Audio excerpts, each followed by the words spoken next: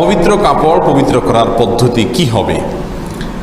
এর আগেও আমরা এই বিষয়ে বলেছিলাম যে কোনো কাপড় যদি অপবিত্র থাকে, সালাতের জন্য যেহেতু শরীরের পোশাক এগুলো পবিত্র থাকা শর্ত, সেজন্য আমাদের অপবিত্র পোশাক আশাককে আমরা পবিত্র কিভাবে করব সেই পদ্ধতি জানা থাকা দরকার। আপনার পোশাকের বা কাপড়ের চোপড়ের যদি কোনো এক জায়গায় অপবিত্রতা লেগে থাকে, সেটা পেশাব হতে পারে, পায়খানা হতে পারে, যে কোনো ময়লা যদি অপবিত্রতা যদি লেগে থাকে, নাপাক হয়, যেই জায়গাটা নাপাক হয়েছে ওই জায়গাটা নাপাককে আপনি দূর করে দিলে, রিমুভ করে দিলে সে কাপড়টা কি হয়ে যাবে? পাক হয়ে যাবে।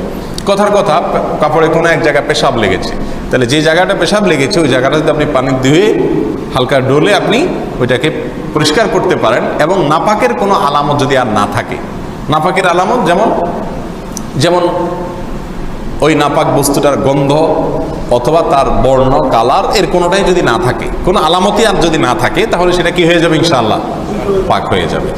এটা হলো মূল কথা। এরপরে আসি, এই কাপড় চোপড়গুলো আমরা যে পদ্ধতিতে সচরাচর পাক করে থাকি তার কয়েকটা পদ্ধতি আছে। এক, পুকুরে অথবা ট্যাপে অথবা প্রবাহমান কোনো পানিতে যদি আপনি নাপাক কাপড় ধোন, তাহলে তার পদ্ধতি কি হবে? এর পদ্ধতি হবে এই, যদি পুকুর হয়, অনেক বড় পুকুর অথবা নদীর ধার অথবা ট্যাপ, তাহলে সেক্ষেত্রে আপনি সেখানে কাপড়কে ধরে যদি একটু ডলেন, হালকা একটু কসলাইলেই সাধারণত নর্মাল নাপাকগুলো কি হয়ে যায়? দূর হয়ে যায়। বাস, এর মাধ্যমে আপনার কাপড় পাক হয়ে যাবে। আর যদি বালতি ইত্যাদিতে আপনি রেখে কাপড় ধোন, তাহলে সেক্ষেত্রে আপনাকে এক্সট্রা সতর্কতা অবলম্বন করতে হবে। বেশিরভাগ বাসা বাড়িতে আজকাল মা বোনরা হয় বালতিতে রেখে কাপড় চোপড় ভিজান, সেখানে ধোন, অথবা ওয়াশিং মেশিন ইত্যাদি ইউজ করেন। তো বালতিতে যদি আপনি অপবিত্র কাপড় ধোন, তাহলে খেয়াল করতে হবে, বালতিতে যদি পানি দেন, এরপর যদি কাপড় চুবান সেই পানিতে, অথবা কাপড় রেখে তারপরে পানি দেন, তাহলে কিন্তু অল্প পানিতে নাপাক কাপড় এর নাপাক লাগার কারণে সেই পানিগুলোও, বালতির পানিগুলোও কি হয়ে যাবে?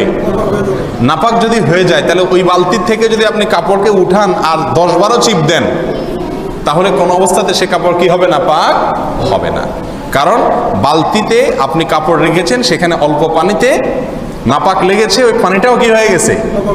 এখন ওই পানি থেকে উঠে বারবার যদি চিবান, আর চিবায় আবার সেটাকে চুবান, চুবায় আবার উঠে আবার চিবান, এইভাবে যতবার চিবাইতে থাকেন না কেন, কখনো সেটা কি হবে না? পাক হবে না।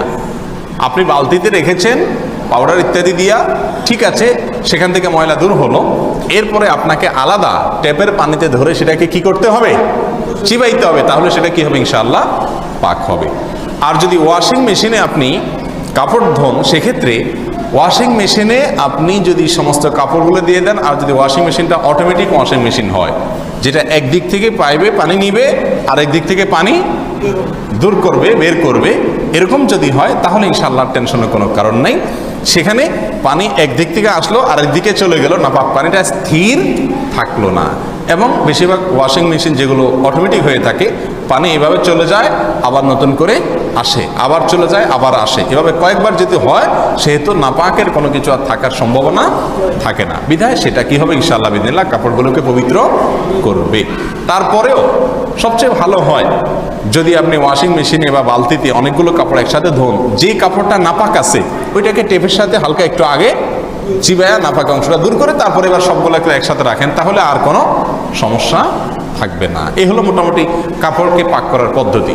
কিছু ভুল ধারণা আমাদের সমাজে প্রচলিত আছে। অনেকে মনে করেন কাপড় ধোয়ার শুরুতে যদি বিসমিল্লাহ না বলা হয়, তাহলে কাপড় কি হয় না? পাক হয় না। এটার কোনো ভিত্তি নাই। হ্যাঁ, যদি বিসমিল্লাহ বলতে পারেন, একেবারে টয়লেটের কমোডের আশেপাশে না হয়, পবিত্র জায়গা, ভালো জায়গা হয়, তাহলে যে কোনো ভালো কাজের শুরুতে মুমিন বিসমিল্লাহ বলবে, সেই সময় বলেন তো ভালো। কিন্তু বিসমিল্লাহ না বললে কাপড় পাক হবে না, এরকম কোনো কথা নাই।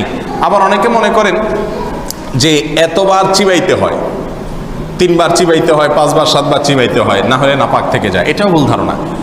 চিবানোর কোনো নির্দিষ্ট সংখ্যা নাই যে 3 বার, 5 বার, 2 বার, এতবার এটাকে নিংড়াতে হবে, চিবাইতে হবে, এরকম কোনো কথা নেই। আপনি ধুয়ে সেটাকে নাপাকটা দূর করে ফেললেই হলো। এখন নাপাক দূর হয়েছে কিনা এটা বুঝবেন কিভাবে? ওই যে নাপাকের জন্য যদি কোনো কিনা থাকে, আলামত না থাকে, তাহলে বুঝবেন নাপাক কি হয়ে গেছে? দূর হয়ে গেছে। সচরাচর পেশাব পায়খানা এগুলো লাগলে হালকা একটু কসলাইলেই দূর হয়ে যায় সাথে সাথে। এরপরে এতবার চিবাইতে হবে, বিসমিল্লাহ বলতে হবে, এরকম কোনো শর্ত নাই। আল্লাহ সুবহানাহু ওয়া তাআলা আমাদের সকলকে বুঝার তৌফিক দান করুন।